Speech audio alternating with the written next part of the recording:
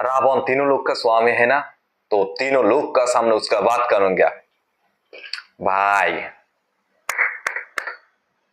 অস্থির লেভেলের একটা ডায়লগ করে বলছে রামায়ণের ট্রেলারের মধ্যে রাম চরিত্রে রণবীর কাপুর জাস্ট এই একটা ডায়লগ দিয়া পুরা 4 মিনিটের ট্রেলারকে মানে ইয়াসের সাথে মানে হেড টু হেড এই একটা ডায়লগ দিয়া রণবীর কাপুর তার নিজের চরিত্রকে ফুটাই তুলছে।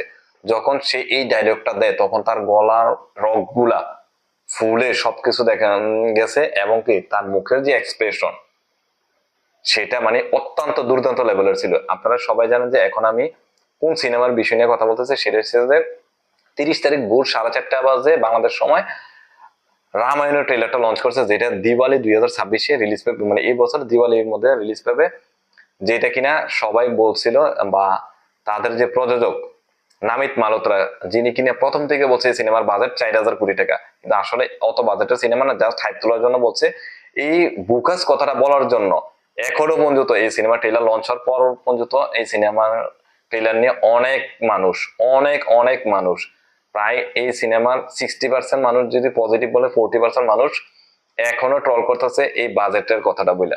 উনি মার্কেট পলিসিটা আসলে বুঝতে পারে না, অযথা এই ধরনের আজে বাজে বাজেট বইলা বিভ্রান্ত করে, যার কারণে নিজের সিনেমা সম্পর্কে মানুষের নেগেটিভ তৈরি হয়।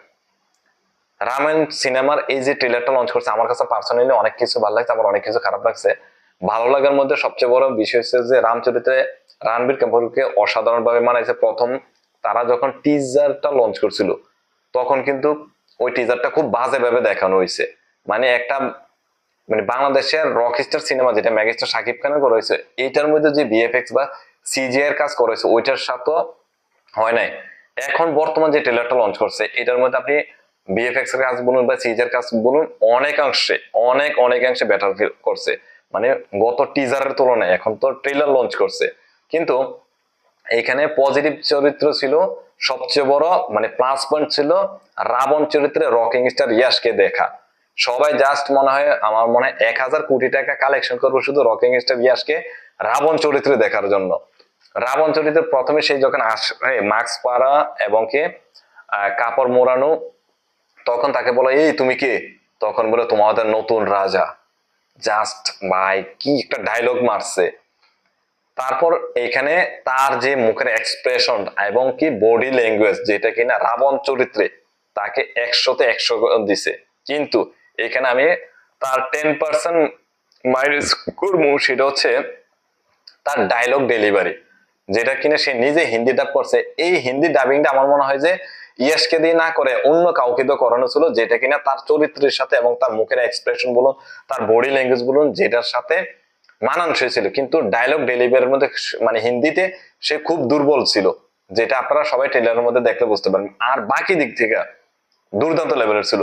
রণবীর কাপুর অসাধারণ লেভেলের এখানে অভিনয় দেখাইছে, কারণ তাকে রাম চরিত্রে মানানোর জন্য যত সুন্দরভাবে প্রেজেন্টেশন করার জন্য যা করা প্রয়োজন ছিল তা ওইখানে সম্পূর্ণভাবে করানো হয়েছে।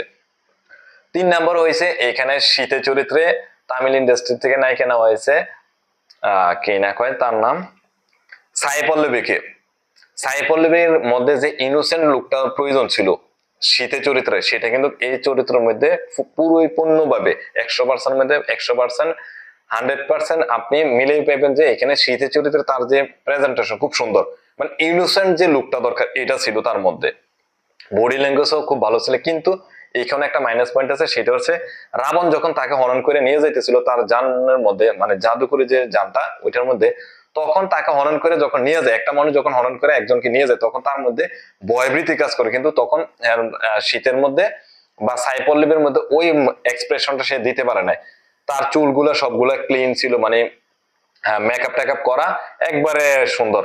এই জিনিসটা আমার কাছে মানানসই লাগে না, যেটা কিনা এটা আরো সুন্দরভাবে করানো উচিত ছিল। এই জন্য হয়তো এই সিনেমার ট্রেলারটা নিয়ে অনেকে অনেক ধরনের ব্যাড মন্তব্য করছে, আসলে এই জিনিসটা তো হয় না।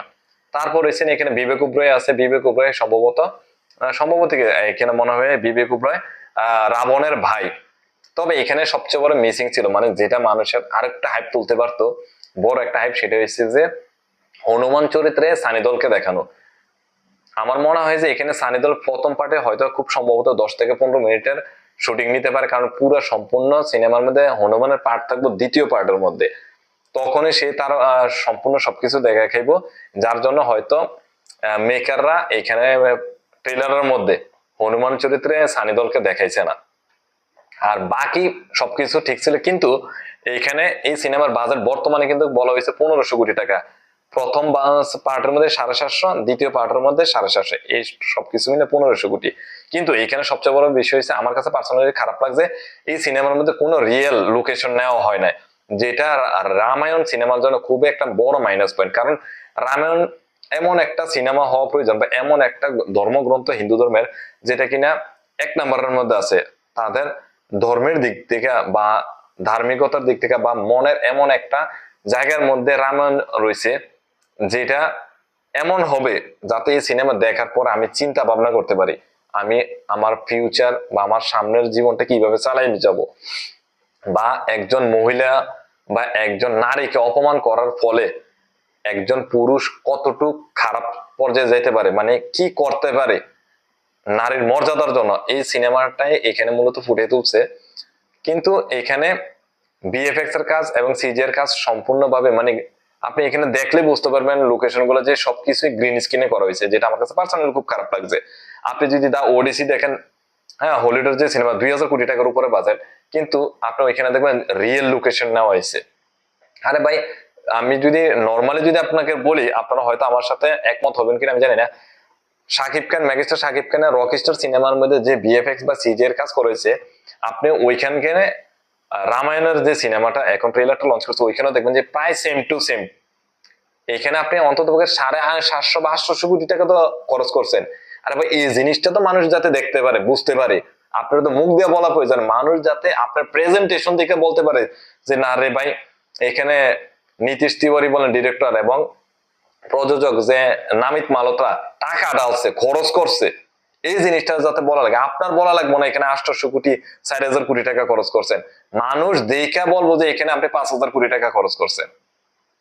আপনারা সবাই তো এই সিনেমার ট্রেলারটা দেখছেন, দেখার পরে আপনাদের যে ভালো লাগছে কেমন, সেটা অবশ্যই আমার কমেন্টসে জানাবেন। আর এই সিনেমাটা এতটুকু বলতে পারি যে 2026 সালে one of the best cinema হইব। এখানে এই সিনেমার এখনো অনেকগুলো কাজ বাকি রয়েছে, যা যেহেতু এই সিনেমার ট্রেলার নিয়ে অনেক মানুষে এটা নিয়ে ট্রোল করতেছে, কারণ বাজেট নিয়ে অনেক বড় বড় কথা বলা হয়েছে, যেটা মেকারদের খুব নেগেটিভ ছিল, এই ধরনের কাজ করা উচিত না।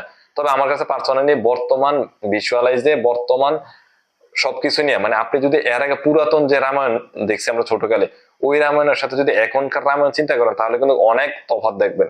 কারণ এখন আপনি যখন সিনেমা হলে যাইবেন, তখন কিন্তু আপনি একটা অ্যাভাটারের মতন লুক দেখবেন।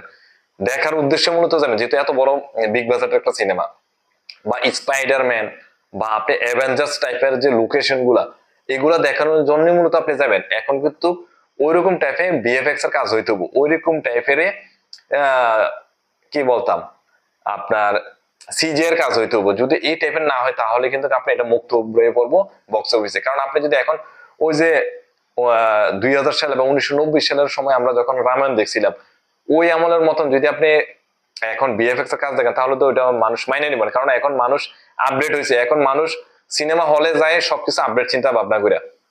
এখন আপনি স্পাইডারম্যান যারা দেখতেছে, তারা অবশ্যই মনে করেন ওইরকম চিন্তা ভাবনা করে যাইতেছে, যারা ওডিসি দেখতেছে ওইরকম মেন্টালিটি নিয়ে যাইতেছে। রামায়ণ দেখতে সময় মানুষের মেন্টালিটি কিন্তু ওইরকম লেভেলের থাকবো, যে আমি একটা অ্যাভাটার দেখবো, একটা স্পাইডারম্যান দেখবো, বা একটা অ্যাভেঞ্জার্স দেখবো, বা একটা দা ওডিসি দেখবো, এরকম। আমার মনে হয় যে হাতে আরো সময় রয়েছে, এই সময়ের মধ্যে বাকি যে ভুলগুলো রয়েছে ওইগুলো শুধরে যেন এখানে অত্যন্ত, মানে 100% না হোক, অন্তত 90 থেকে 95% কাজগুলো যেন সুন্দর হয়, যাতে মানুষ যায় একটা ভালো জিনিস দেখে হল থেকে হাসি মুখে বেরোতে পারে যে ভাই একটা রামায়ণ দেখছি। নেক্সট পার্ট কবে আসবে এটার জন্য যেন ওয়েট করে। সবাই ভালো থাকুন, কেমন লাগছে আপনাদের কাছে অবশ্যই জানাবেন। আর অবশ্যই আমার চ্যানেলটার পাশে থাকবেন। হ্যাঁ, খুব ছোট একটা চ্যানেল, কমেন্টস আপনাদের ভালো লাগা জানাবেন, আর কোন কোন দিকগুলো আপনার ভালো লাগছে এবং কোন কোন দিক আপনাদের খারাপ লাগছে কমেন্টসে জানাবেন। সবাই চ্যানেলটার পাশে থাকবেন এবং চ্যানেলটা সাবস্ক্রাইব করে যাবেন। আল্লাহ হাফেজ।